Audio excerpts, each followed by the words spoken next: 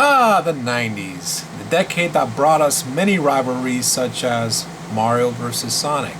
Which was your favorite cartoon or favorite shows during your weekday or weekend blocks in the 90s? Beetleborgs, the X-Men, Power Rangers, Spider-Man?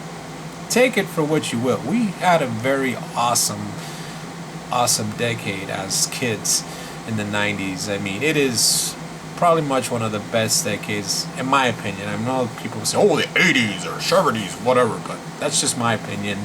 You know, you don't have to agree with me, but I mean, we really had some really awesome shows and a lot of video games at the time.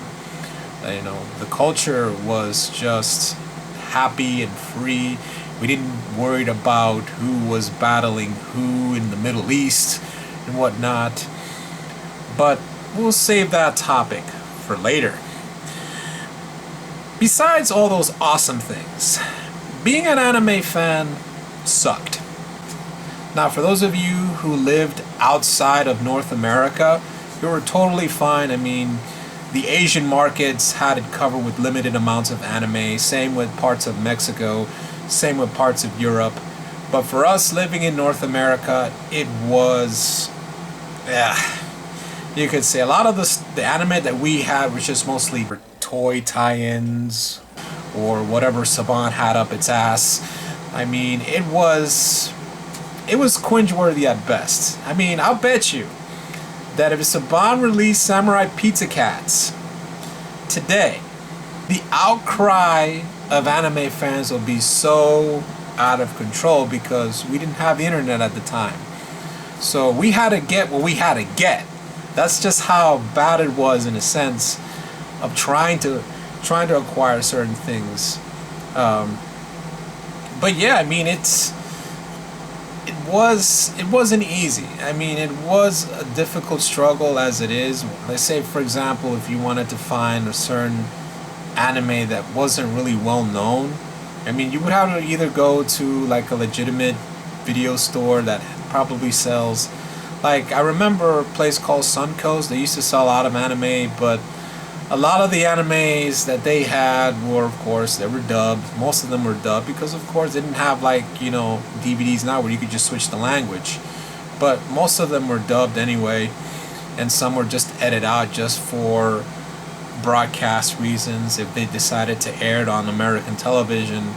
But it was that bad.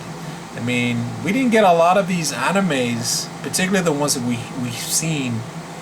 Most of them were either broadcast in Japan or broadcast in parts of Europe until much later when the internet was finally fast and we got to see these shows. And of course, we got to thank Toonami for the big rise in anime in the late 90s, of course. Now, as a kid growing up, I didn't care what region that cartoon came from. I just watched it and I thought it was pretty cool. So when I first saw Sailor Moon for the first time, I thought it was pretty good. I mean, it actually got me watching it, you know, and I didn't tell anybody that I watched it because, you know, you watched the girls show. And of course, after a few years later, I think around 96, I saw DBZ, awesome show.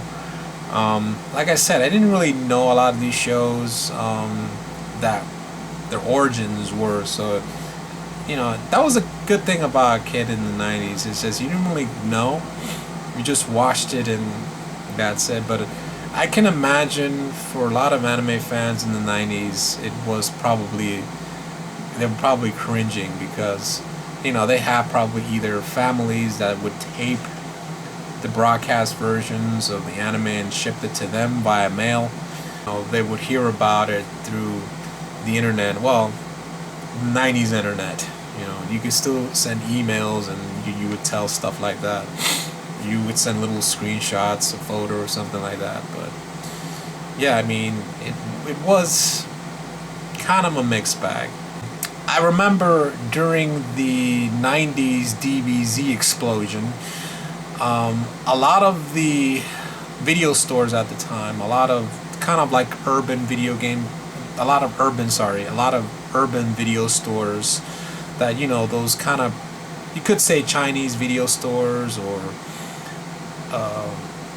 gift shops will sell a lot of these VHS tapes for sometimes $10 a pop, and mostly it was for the DBZ movies. They didn't have the episodes of DBZ, the Buu Saga. I mean, they didn't have those. You had to go there if you wanted to get like series videotapes of Dragon Ball Z. You'd have to go to Chinatown.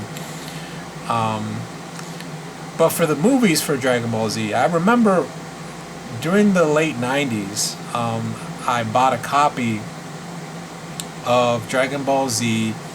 I can't remember which one was it. It's getting there. Don't worry, guys. It's getting there. Fusion Reborn, where of course the big monster Janemba pretty much wreaked havoc on the underworld and all that stuff, and that's when I first saw Goku turn into a Super Saiyan 3. Now I didn't see it from the Majin Buu Saga much later when Toonami aired it, but I saw it when I just bought it from a Chinese gift shop that had a lot of Dragon Ball Z tapes. You know, contrast the movie quality for those tapes, of course, they were just copies or bootlegs. The quality was okay. As for the episodes, nah,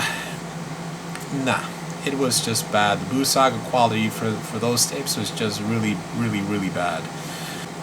And if there were some animes that were not deemed for us, like if say Dirty Pair, they were not going to release it here because, you know, they think there wasn't the market for those. Although I think they did. I'm not sure.